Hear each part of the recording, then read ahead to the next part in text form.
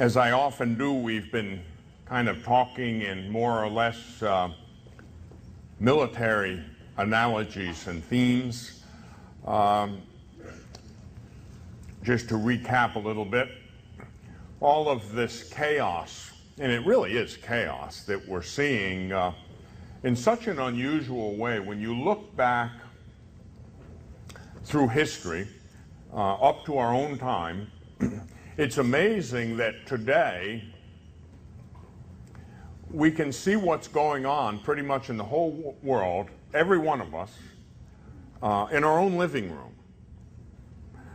It's an amazing thing, really. You sit at home and you see this succession of images through the media, and you really can't escape very much.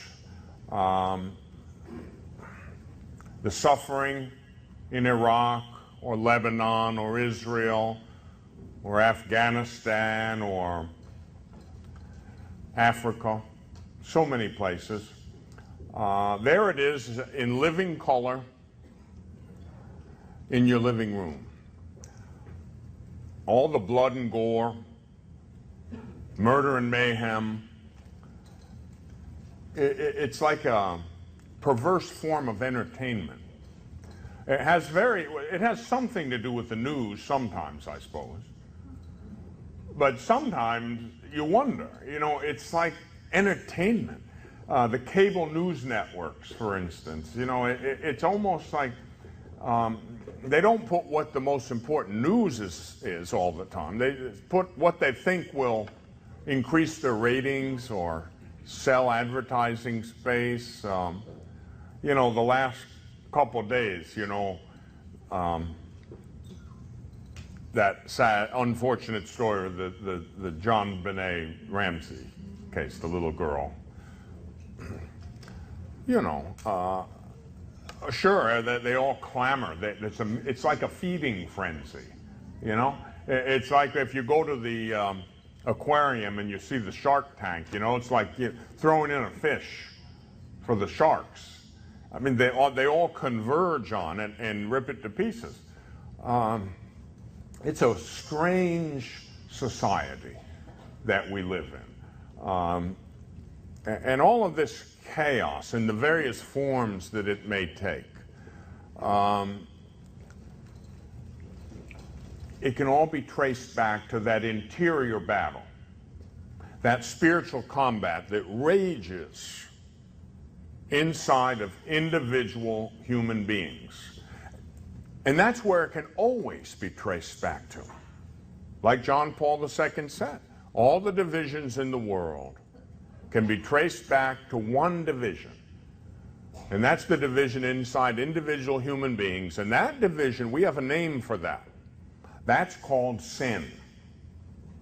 I'll never forget, a number of years ago, I'm not positive what year it was, but I'm guessing that it was around 1996 or 7, when I was doing some work for the Bishop of Sacramento. He and another archbishop somehow got me invited to one of in those days, they called it a colloquies of bishops and scholars. And these were meetings that were held in episcopal regions. They would have the bishops of that episcopal region and a like number of theologians at a given location, and they spend a day together. And they'd have Mass, and then prayer, and then they would have discussion. In the morning, there'd be a presentation that someone would give a lecture for 45 minutes or an hour. And then after the lecture, you had two, one in the morning, one in the afternoon. And after the lecture, you had 10 minutes to talk with the person on your left and your right, discuss the lecture. And then we would go around the room in turn, and we each had 5 minutes to make an intervention. In other words, say something about the topic. Well, I was invited to one of these colloquies of bishops and scholars for the West Coast region. It was at a big hotel. Let's see, San Francisco. It was in San Francisco, a big hotel out towards the airport. And I drove in there from Sacramento the day before, and it was in October because the World Series was just starting.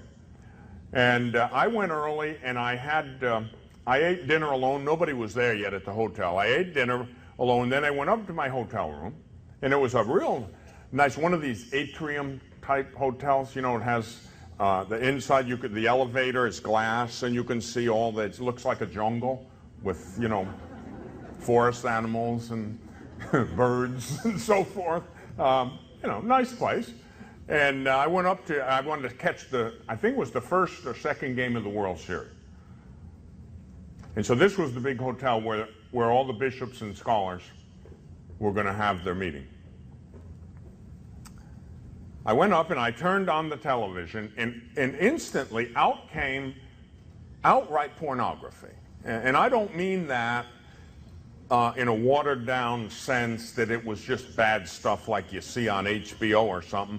I mean, this was the really hardcore bad stuff.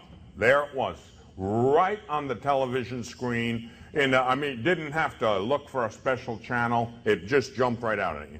And I was pretty shocked at that. And I mean, I've seen everything in my life. So, you know, but I was shocked that that should be there. And I called down to the front desk and raised you know what. A guy came rushing up there, and he said, well, they had done something to the wiring in it, and, you know, it's not normally like that, but they had managed to do this or that, and, you know, yeah, that's what I said.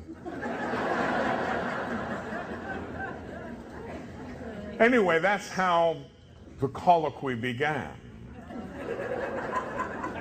And the next day, it kind of went downhill. The topic was sin. No, I'm sorry. Never use that word.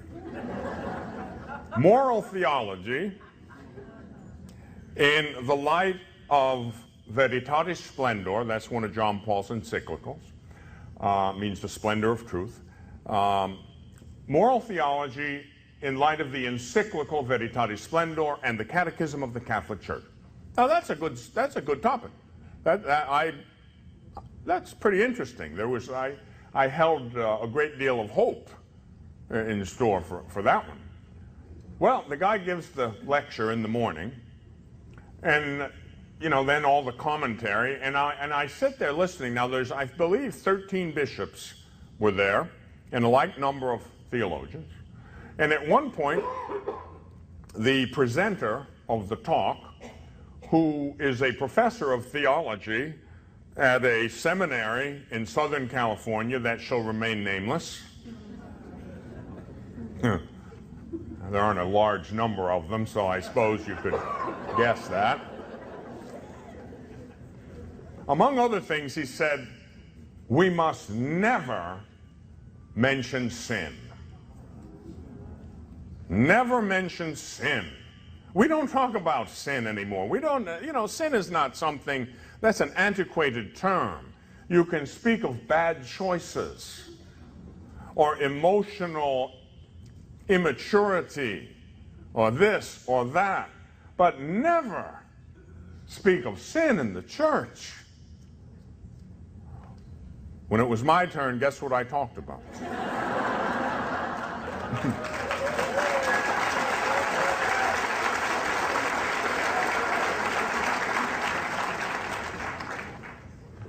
I remember once going, in my early years, I went to a parish to do a parish mission during Lent, a Lenten mission.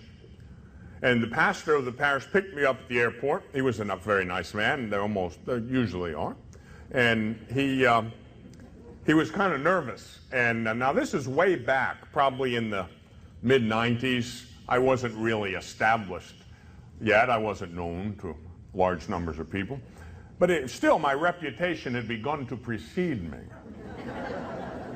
And he said nervously, now, Father, I have good people.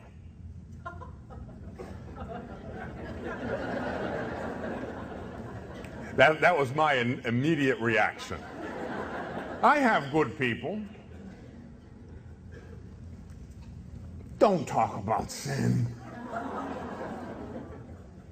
And I looked at him and I said, Father, it's Lent. And they're human.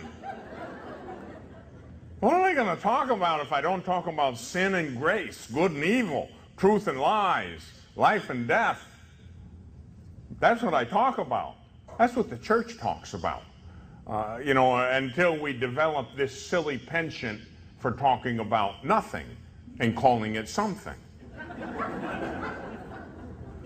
Now, there is sin. You don't believe me? Watch the 6 o'clock news. There is sin and plenty of it.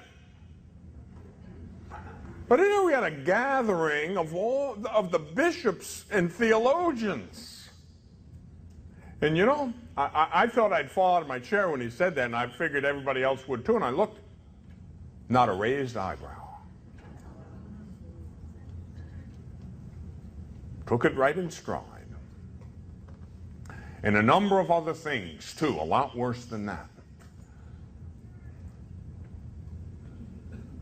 We have had in the family, in the church, in the country, in the world, we have had a crisis of leadership.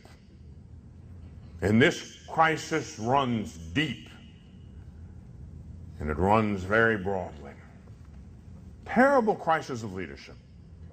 I told you, I believe last evening, about 10 years ago, I was speaking with a friend of mine who was a very fine Carmelite prioress, 60 years professed, and I had great respect for the sisters and all our religious sisters, but I knew them better than I know most, contemplative nuns. And one of the great blessings of a life of prayer, interior life as we call it, one of the great blessings is clarity. Clarity, they can think straight. They're able to see things in the pure light of Christ. And I said, Mother, there were probably some headlines at the time. I don't remember what they would have been. But there was probably some kind of trauma going on in the world, as there has been almost constantly in recent years. And I said, Mother, why do we have such weak, poor leadership so frequently? And she never batted an eye. She said, that's easy. Punishment for sin.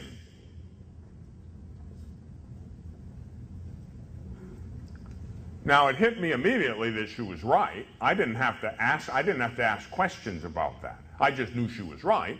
But you might want to ask questions about that. And well, that's just her opinion. No, it's very biblical, as a matter of fact. Her opinion was formed in the light of Christ. And she didn't, no ifs, ands, or buts about it. She knew, and she knew definitively, clearly, absolutely. She knew it. Lousy leadership is punishment for sin, in plain English. In the Old Testament, the chosen people cried out in their desolation, "Oh Lord, we have no priest, prophet, or king to guide us." Why? Infidelity. They weren't faithful. They had drifted off to false gods. Remember when Moses came back, when he'd been up on the mountain and he came back? And the people, it didn't take them long. The people immediately said to Aaron, Moses' brother, well, make for us a god. We don't know where this guy Moses went. He's gone. Make us a god that we can worship. Here, and they gave him all their gold, all their earrings and all the gold. And Aaron, remember, he put all the gold in the furnace. And remember when Moses came back down off the mountain, he heard the sounds of merrymaking, Moses said, "What's this? The sounds of partying? I've only been gone a couple of days." And he came in and he saw them singing and dancing, and they have this golden calf. And Moses was not happy. And he let them have it. "What's this? I've been gone a couple of days and you're worshiping false gods already? Idolatry? What's this, a golden calf?" And you remember what his brother Aaron said? "It is the lamest excuse in the history of the world." Well, but Moses, we just threw some gold in the furnace and this calf came out.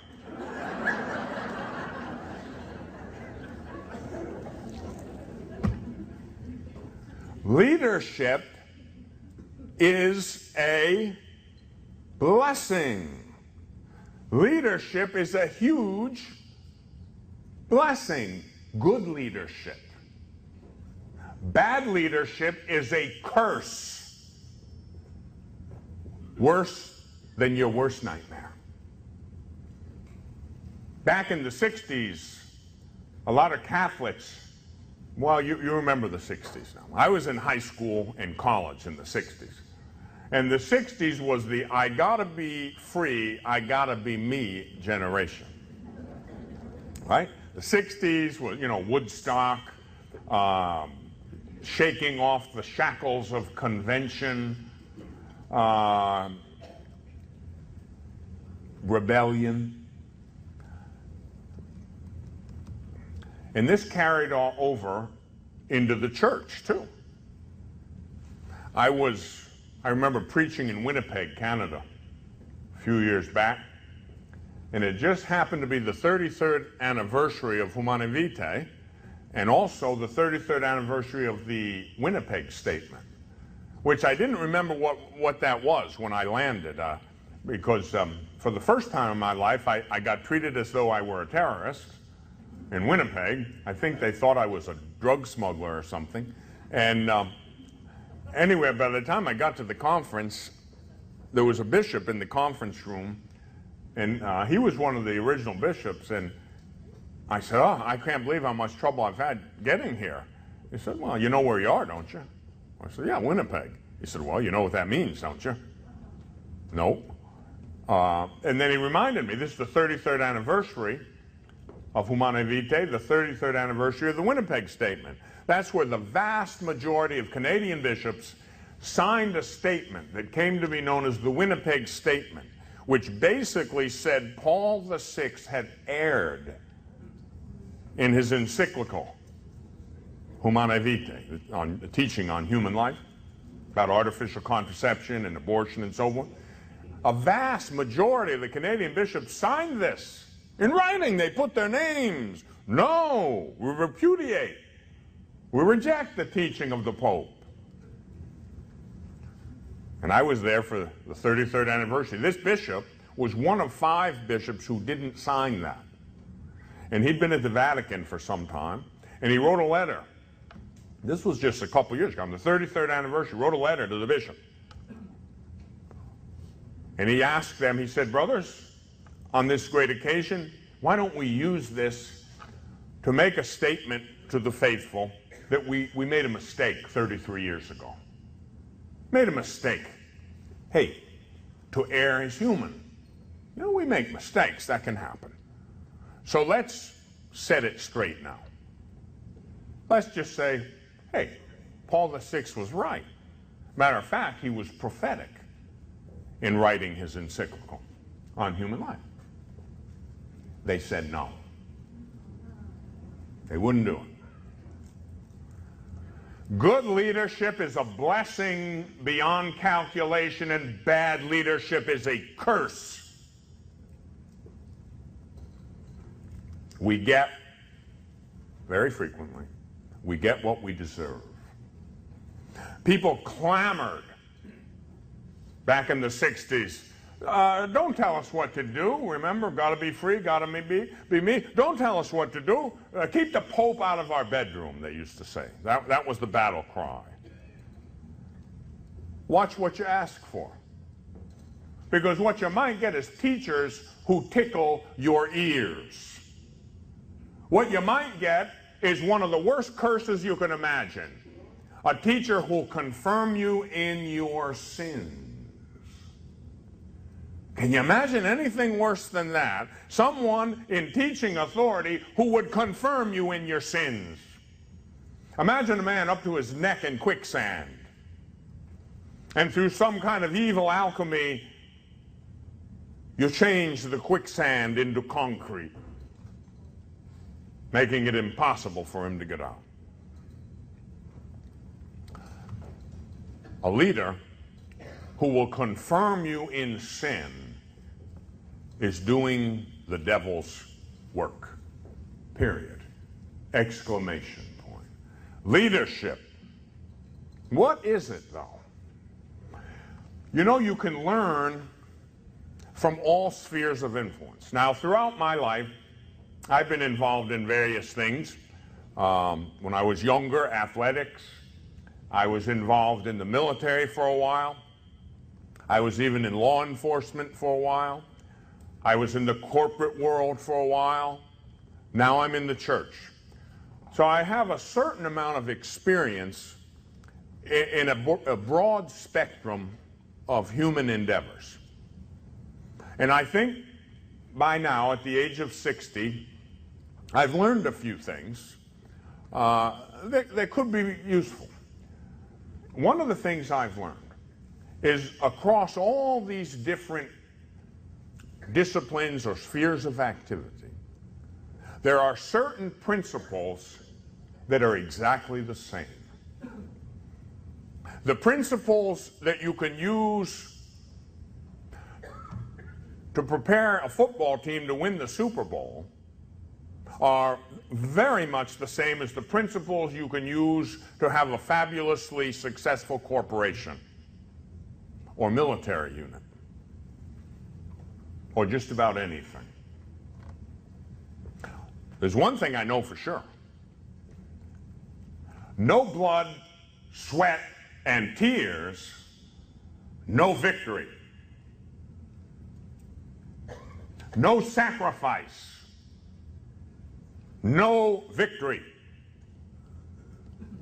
No leadership, no victory. But what is leadership? We have a tremendous amount of confusion today concerning leadership in the world and in the church too. A leader is not merely a manager. Now get this. A leader is not merely an administrator. A leader is not merely a clerk. It is highly unlikely that any group of human beings will follow a clerk, manager, or administrator in a frontal assault on a heavily fortified position. It is equally unlikely that any group of human beings will follow a clerk, administrator, or manager in a frontal assault on the gates of hell. And I assure you that's what we're called to do today. And we need a lot more than managers and administrators. We need leaders. And nothing less than that will do unless you will settle for defeat. And if you'll settle for defeat, then let your leaders merely be managers or administrators or indeed clerks.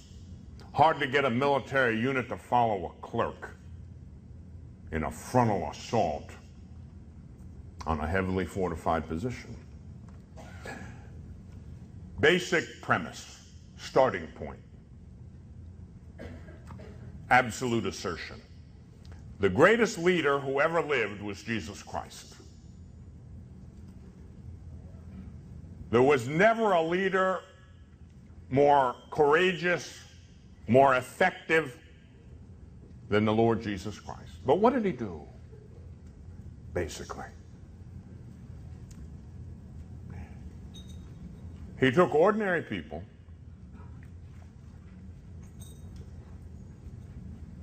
and they did extraordinary things. Jesus took ordinary people, and the result was that they did extraordinary things. He took a few fishermen, little fishermen, not highly educated men, not men of high social standing, no indication that they were more intelligent than everybody else around them. No, just simple people. He took ordinary human beings, and then through his leadership, through his divine power, manifesting itself in that human leadership. Now, Jesus is a divine person. The subject of action is divine. He's the second person of the Trinity, the eternal Word of the Heavenly Father. But he also has a human nature. He's true God and true man. And so the divine person, working through his human nature, effected a kind of leadership which caused ordinary men to do extraordinary things. That's a simple working definition of leadership. It's a lot more than management. Now, management is not a bad thing. Management can be a component of leadership. But you can't reduce leadership to management. That's fatal. Fatal. I'm going to give you what I learned from the United States Army recently. I learned it a long time ago, but recently I had a friend of mine who's a master sergeant in the United States Army Special Forces. And by the way, I'm often asked, what's that pin you wear? They always think it's a sodality in the church, you know, because it's got Latin on it. And so it has some Latin words on there, and people think that, you know, that's like some kind of priest pin. Or maybe like the Holy Name Society or something, which is a good thing. But no, it says here in Latin, de oppresso libere, to free the oppressed. That's the motto, and this is the insignia of the United States Army Special Forces. To free the oppressed. That's their motto. What did Jesus say? He said, I've come to set the captives free. You see, that's the business that we're really about. In a higher way, not that that's not a good thing. Believe me, to liberate someone from physical slavery is a great thing, a noble thing. And so, you know, they do a good thing. But I'm talking about an even higher thing. Jesus said the man who sins becomes the slave of sin. And what did he come to do? Set the captives free. And so that's what we're involved in here. Leadership. I'm going to use, remember I said you can learn from every sphere of activity. You know, keep your mind open, keep your eyes open, and you can learn. And then elevate that to the high ground of salvation. The Army uses an acronym. They take the word leadership, and this has been done in different ways, but one of the ways it's been done, and the way my friend, this master sergeant, did it for the folks in my office that work with me, I wanted him to come, so he came out and stayed at my home for a while, not too long ago, and he gave this little course on leadership. And it's very good. And the church needs this desperately. Leadership. You just take those letters, L, E, A, and so forth. L. Lead by example. Don't ask those in your charge to do something you wouldn't do. I remember my Uncle Jimmy. I went to work for my Uncle Jimmy when I was 14 years old. Now, I'm from the generation, remember my mom and dad were from what's been called the greatest generation. And they saw the Great Depression. My mom and dad both went through World War II. My father in the Navy, my mother in the Army. And my mother outranked my father. Both in the military and at home. Well, my mother was a nurse, and because she was a registered nurse, she could go into the Army Nurse Corps, and so she could get a commission that way as a registered nurse. And she worked at Bellevue Hospital in New York City, which was a lot of the wounded men came back from the war through Bellevue, and it was an enormous operation. And my mother was attached directly to a captain who was a surgeon, and so she was a surgical nurse. And she said she learned more in 3 years as a surgical nurse with this captain, because you see, in the war, you get to see things you'd never see in ordinary work as a nurse or a doctor. So anyway, Mom worked in the Army, Dad worked in the Navy. They learned it. Many of us have learned it. If you're going to lead, you got to lead by example. Lead by example. Now, we're all leaders at one time or another. Mom, Dad, you're a leader. Pastors of parishes, you're leaders. You may be a leader in your profession, a leader in your workplace. At one time or another, in one way or another, we are all called to leadership. Now, lead by example. In working from my Uncle Jimmy, I'll get back to that story, Uncle Jimmy was the head custodian of the school system in the little city where we lived. And Mom, when I was 14, everybody had to work in those days, right? The kids were expected, hey, 14, you're able-bodied, get a job. You got to save up money for college, And so Mom said, oh, I'm going to go to Uncle Jimmy and I'm going to get you a job. I said, okay. So my mother went to Uncle Jimmy, John, he's 14, he could start working. And Uncle Jimmy said, okay, but it won't be easy.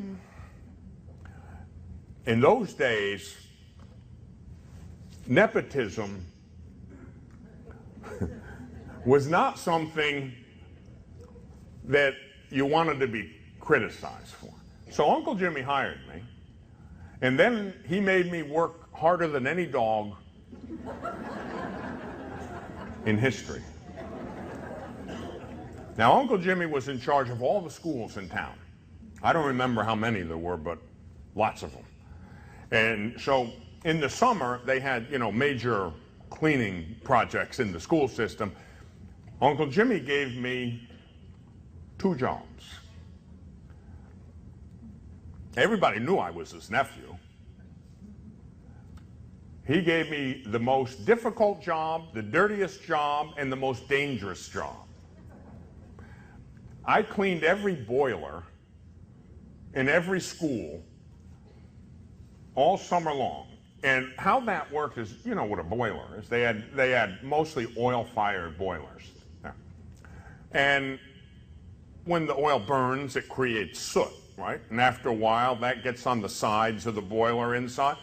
You put coveralls on, you crawl inside the boiler with a putty knife, and you scrape off the soot off the sides and the ceiling, of the boiler. Day after day, all hot summer long. And then every once in a while, Uncle Jim would come and say, "Well, you got a break today. I'm going to let you clean the windows." And I'd go up on the 3rd story, the 4th, 5th story of this old brick buildings, and it's a little wooden chair that sits outside the window. And I got to clean the windows hanging out. One day, honestly, I was 15 years old, the chair collapsed, and I did a backflip off the 3rd story window, and luckily got my feet under me. I'd gotten killed. I'd broken my neck for sure. And I ripped my shoulder all to pieces, and Uncle Jim came along right after that, and he saw me in a heap. And once he determined I wasn't dead, I'll never forget it. Uncle Jim was kind of sports oriented, you know, my whole family was. And he said, shake it off.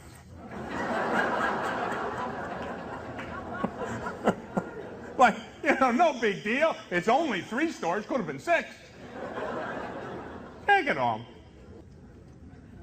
Lead by example. Uncle Jimmy had cleaned every boiler, any window. He'd done it all. And when he said, hey, you know, you're a private here. You're just starting out. Clean that. I never questioned him. Hey, Uncle Jimmy knew. He invented all this stuff. Lead by example. You can't follow. Don't expect your kids not to smoke if you smoke. And if you drink to excess, don't wonder when your kids start drinking. When you give them bad example, don't wonder why your kids get in trouble. Oh, I know sometimes you can give good example and they'll get in trouble, but that's not your fault. You do what you can do. Lead by example. Educate. That's the second letter of leadership, L-E, educate. Educate those you are responsible for. First of all, you got to educate yourself. You can't give what you don't have. That's an old saying that priests used to learn in Latin. Nemo dat quod non habet. You just can't give what you do not have. So if you're going to, you know, the first line of catechesis in a family is the parents. Don't think the parish is the first line of catechesis. It is not. The parish can help and should. But you are responsible, parents, for the education of your children. How are you going to educate them if you don't have the education yourself? So, well, I didn't have the benefit of a lot of education. Okay, get it. Get it. Just do it. You know, like the Nike commercial says, just do it. Now that refers to exercise. You know, but it holds true for everything. Just do it. You know, and one of the laws of physics, you know, about inertia and motion, you know, a body at rest tends to stay at rest. You know, a body in motion tends to stay in motion. At my home in northwest Montana, I have my office at home. My chapel's upstairs. My office is right outside my bedroom. So I got an office area. And there's a glass wall that looks through into kind of a sunroom. And in that glass room, I have some magnificent exercise equipment. And I frequently look at it.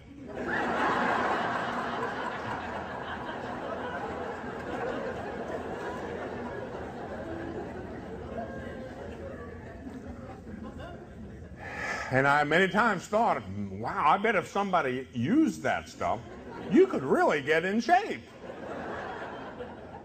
Man, if you use that Schwinn Airdyne exercycle and those weights and that bench, you'd get pretty good physical condition. Just do it. But it ain't going to happen unless you do it. You got to start. Educate. You say, I don't have the education. Get it. I don't really know my faith. Well, you better learn it. You have the Catechism of the Catholic Church. Anybody who doesn't have a copy of the Catechism of the Catholic Church, shame on you. Get it. You say, I don't like to read. I'll bet you like to watch television. You know? 8 o'clock Eastern Time every Sunday night, my series on the Catechism of the Catholic Church. It's been on for 10 years. No excuse. And you say, well, we don't get EWTN.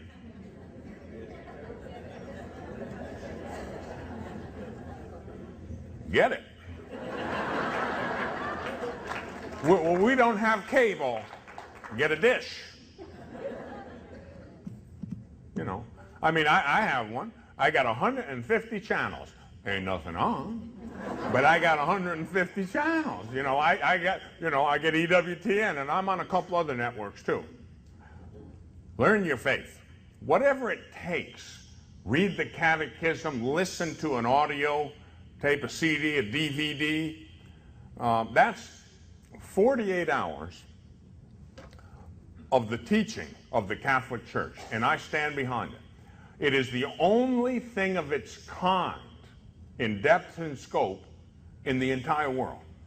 Honestly, I've looked hoping to find something else, and there isn't anything else. You know, I think there's Cardinal Lorenzi did a short 8-hour series, and I believe Scott Hahn and his wife did a short little series on their, but nobody took the whole catechism at the request of a bishop, condensed it into 48 hours of teaching and about 10 hours of question and answer. Now, this is the 10th anniversary this year of my series on the Catechism of the Catholic Church, called The Teaching of Jesus Christ. We never brought the questions out. When we did the series, we had a question and answer session at the end of the day. And those tapes just sat in my closet for years. But this is the 10th anniversary this year, just about to come out. Pretty soon, that'll be out. Those question and answers. You can learn your faith very well. It's a good place to start. Start someplace. Read, listen, watch, whatever it takes. Educate. Attitude. That's the third letter of the word leadership. Attitude. Attitude sets the tone. Your personal attitude will affect other people. Your attitude can inspire people or scandalize people. Attitude. A leader has to have the right attitude. A leader has to be motivated. No one ever achieved greatness who wasn't motivated. You've got to be motivated. Look, I'm talking about the only thing ultimately that matters in life. Eternal salvation. You know, I know you have to make a living. I know it matters what house you live in, or maybe, you know, you got to have a car, especially in Southern California, you know. You might have to have two. I don't know. It's okay. It's okay. Those are basics, all right. But none of that's going to matter in the end. The only thing that's going to matter in the end is heaven. That's what love is about. A leader, ultimately, a real leader, the highest form of leadership, what we're talking about. A leader has to inspire those in his charge or her charge, has to inspire them, educate them, motivate them, move them toward their ultimate goal in life, their ultimate objective. Heaven. Heaven. If I love you, and I do, I have to desire with all my heart and mind and strength that you get to heaven. If I love you, I want you in heaven. But that's not good enough that I just want you in heaven. I have to do anything and everything possible to get you there, and a lot of you don't want to go. I mean, that's the truth. You know, Mom and Dad, you know that, right, Grandma? You know that. Some of your kids, they're acting like they don't want to go. You know, nobody says, oh, yup, I'd like to go to hell. You know, nobody says that. You know, no, we don't say that. But our actions say that very frequently. There's people running around out here doing drugs, in gangs, violence. It's like taking a megaphone and saying, oh, I want to go to hell. That's what it is. You know, you despise your neighbor. You know, you imagine somebody might have, you know, oh gosh, it drives me crazy. You know, 18 years ago, your cousin or your brother-in-law or your friend or this or that looked at you a little bit funny. And you became highly insulted. And you haven't spoken to him since. Boy, don't you ever pray the Our Father again. Forgive us our trespasses, as we forgive those who trespass against us. Forgiveness. But you know, if I'm a leader, I've got to practice that. I've got to lead by example. I've got to educate. I've got to have that attitude. If I don't have that attitude, don't expect much. If you don't do that with your children or your subordinates, whether it's in the parish, whether it's in a religious congregation, a family, whatever it is, if you don't do that, don't expect much in the way of results. See, that's leadership. Got to do that. Lead by example. Educate. God, we've had lousy education in recent years, and not everywhere. There's been some good education some places. But in many places, and I'm talking about the church too, I'll give you an example. On the West Coast, there was a guy, and I never mention names because I do not ever intend to hurt a human being. I don't attack individuals, no matter how bad they are. I won't mention anybody's name. I've never done that. I just don't do that. But there was an individual who had a doctorate degree in religious education, who taught all up and down the West Coast for a large number of years.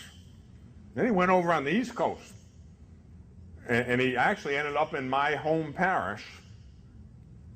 And there was an elderly school teacher who had gone through my catechism course, and with the meticulous nature of a school teacher, taken notes, studied, learned. You know, because she was 80 didn't mean she couldn't learn. She learned.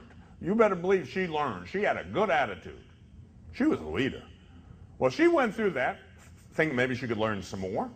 Sat there at the end, she was flabbergasted. Couldn't believe it. Now, this is the guy that had been a leader. He trained all the catechists and DREs up and down the West Coast for a number of years. This is the truth. At the end, they had a question and answer period, and this lady raised her hand and said, Dr. So-and-so, this man wasn't a priest, but he was a doctor of religion. He had a doctorate in religious education. Doctor, do you believe in angels? No. Now that reminded me of another story when I first started about angels, and the guy was a big fancy lecturer. He was a priest. Said angels are literary devices. There was another elderly lady sitting in the front row. This guy said, oh yeah, them angels aren't really real. They're just literary devices. That's a thing used in Scripture to basically illustrate a point. It's a mechanism used to convey a point. And the lady, I was there waiting to speak next. I heard her. She whispered in her friend's ear quite loudly. She said, I wish one of them there literary devices would come down and kick his butt. I like them old girls. And he went on, we don't really believe in the devil. Well, finally he said, she said, do you believe in purgatory? No. You believe in hell? No. God is love. God is all merciful. God could never have a hell. You know, that sounds good, right? That's a plausible argument. And she said, Father, or doctor, you don't believe in hell? He said, no. She said, well, you'll believe it when you get there.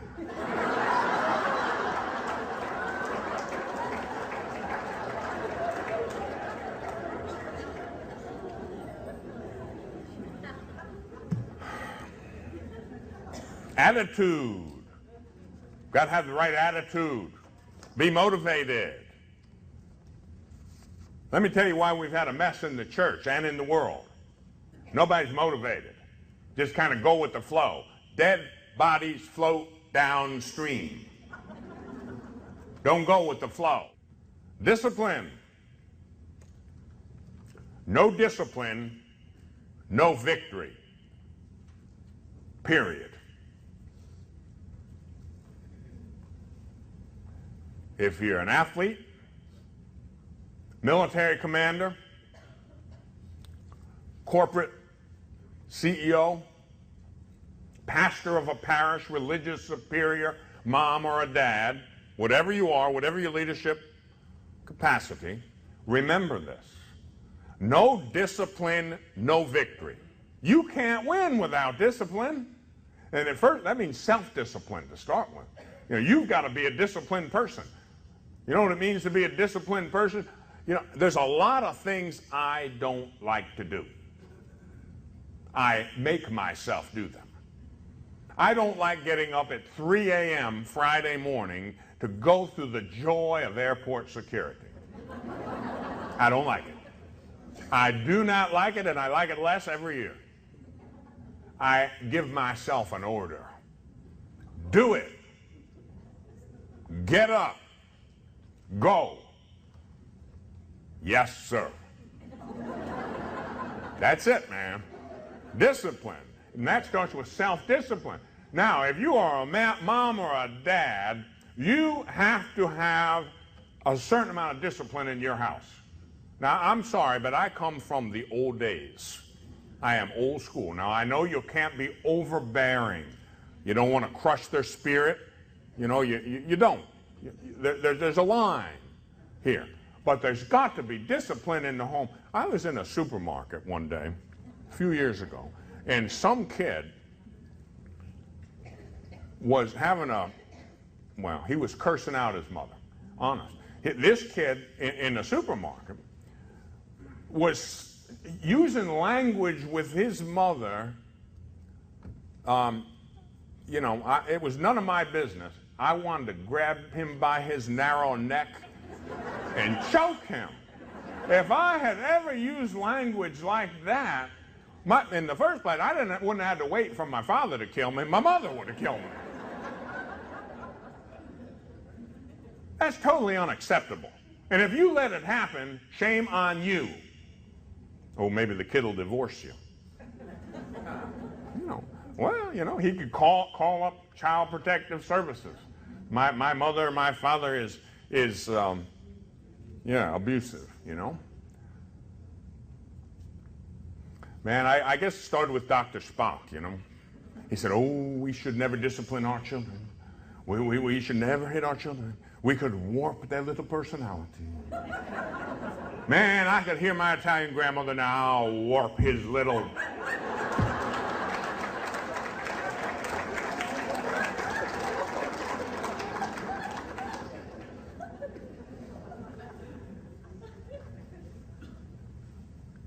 Very often we deserve what we get.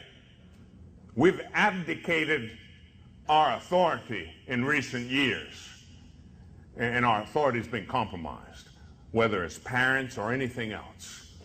Discipline. Empower your subordinates. Don't ride roughshod over them. Discipline's one thing, but empower them. Give them the tools to succeed.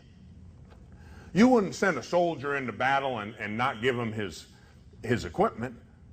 You've got to give him his arms, give him his rifle or whatever, machine gun, give him his hand grenade. You can't send him off and say, win the war against a highly sophisticated, highly armed enemy, but I'm going to give you a toothpick and a teaspoon. Now, the Marines might be able to adapt and improvise. They know how to do that kind of stuff, and they could overcome that. But empower your subordinates, empower your children, give them the tools to win. Receive and respect input and advice. I remember once telling a person in authority in the church that there was a bunch of homosexual activity going on in a seminary. And it's got to stop. And we were told not to be judgmental. S, sacrifice, selfless service. No pain, no gain, no cross, no crown, no gall, no glory, no Good Friday, no Easter Sunday, period. Exclamation point. That's the way it is. Leadership. That's the S in leadership.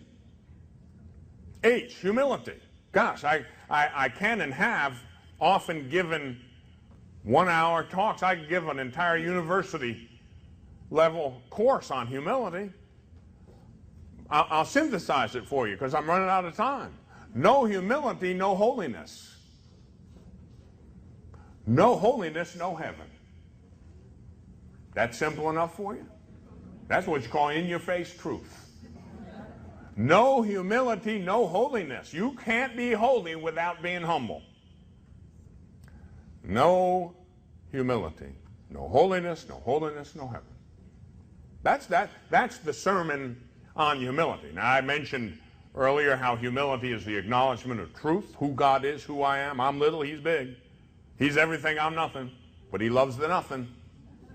That's the truth. That's humility. You know, proceed in that fashion. You know, if I have a hard time looking at anything and accepting the judgmentalism of the world. Like even this poor lost soul who's all over the television screens now about, you know, that poor little girl, JonBenet Ramsey, you know, the media's all in a feeding frenzy now on that. I don't know if he's innocent or guilty, and, you know, he's obviously a confused poor little man, but I can't even judge him. I don't know, you know. I don't know. You know, here, I'll give you a little tip on this. Look at something like that, as miserable as it is. I remember when the scandals in the church came along, as horrible as that was. And you think you were upset about that? None of you was as upset as me. Well, you don't have to dress like this in public. I do.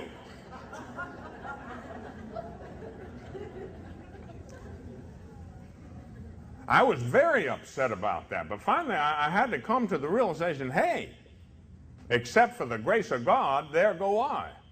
And you've got to be able to say that. That's humility. Except for the grace of God, there go I. I know for a fact, more than most people know maybe, but I know for a fact I could have been the worst murderer in history. I could have been violent, vicious. Only the grace of God. Only the grace of God prevented that. Except for the grace of God, there go I. That, you know where that expression came from? St. Philip Neri, walking through the streets of Rome, saw a man being led to the gallows, terrible murderer. And he pointed and he said, except for the grace of God, there go I. You have to be able to say that. You have to be able to say, except for the grace of God, I could be the lowest prostitute, the worst drug addict, the worst murderer. Except for the grace of God. Humility, the acknowledgement of the truth. Initiative. Seize the day. Don't sit around waiting for something to happen. Seize the day. Make it happen. Oh, my parish doesn't have a good program of religious education. Well, make one. Well, I'm not qualified to do that. I don't have a doctorate degree in theology. So what? Learn your faith. Study the... You know, the Catechism of the Catholic Church is one book. And in that one book, you have, in essence, the entire teaching of the Catholic Church. So pick up the book, get the tapes, watch the show on television, learn your faith. Because you can't give what you don't have. And you can't be a leader without that. Learn your faith. I remember years ago, I determined, boy, I'm going to learn my faith up one side, down the other. I remember being in my home parish. I knew I had a vocation. I was getting ready for it. There was a sister there in the parish, and pastoral associate or something. And this sister, for lack of a better term, was of a, what we might call a liberal persuasion. And Sister knew that I was on a different page from her. And I was in a different planet from her. And she said, like pitifully, she looked at me and she said, oh, you poor man, you'll never get it. You just don't understand. Your understanding of the faith is myopic. Your piety is medieval. You don't understand these things because you are uneducated. And so I went off and promptly earned me 5 university degrees with highest honor. And I came back. I waited for the day. It 11 years. And she was still back there in the parish. And I said, I'm back.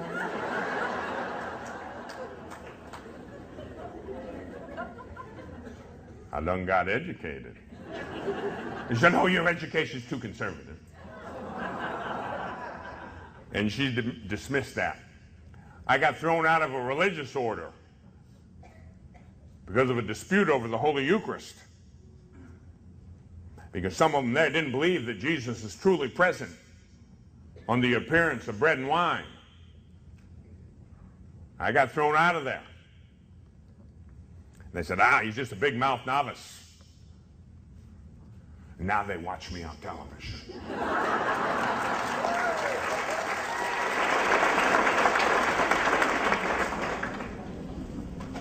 Initiative. And then P. Plan, prepare, persevere, and practice. In my own life, I can see that. You know, I came out of a pit. I was a low-life, miserable drug addict, homeless in the streets of Los Angeles. And then God got hold of me. Our Lady got hold of me and cleaned me up a little bit. And she said, now plan. Now prepare. Now persevere. Now practice. And I did. Year after year after year after year. And there were times when I got discouraged. And I didn't think I'd make it. And there were plenty who didn't want me to make it. But I planned. And I prepared. Oh, I went to a foreign country. Learned in a foreign language. Had to learn 4 foreign languages in my late 30s and 40s. My brain had slowed down by then. Harder to remember in language study, you know. It wasn't easy. I did it. By the grace of God. No merit of my own. Plan, prepare, persevere, and practice. L-E-A-D-E-R-S-H-I-P, leadership. Leadership. Those points are important. They're essential anywhere, in the family, in the corporation, in the church, anywhere. Leadership. Be a leader. Be strong in the Lord and in the strength of his might. I know I'm weak. I wake up every day knowing how weak I am. I wake up in the middle of the night sweating profusely, knowing how weak I am and how incompetent I am. But St. Paul says it is when I am weak that I am strong. And he says it is in weakness that God's mighty power is brought to perfection. So pray for strong leaders. Pray that we begin to have the kind of leadership in our families, in our government, and in our church. The kind of leaders that people will follow. Because we're in the fight of our life. We are now called upon at this juncture in history to mount a frontal assault on the very gates of hell. And then people are not going to follow a clerk or a manager or an administrator, but they will follow a leader right to the very end. And in the final analysis, we can rejoice because we know the last chapter of the book. We win. God bless you.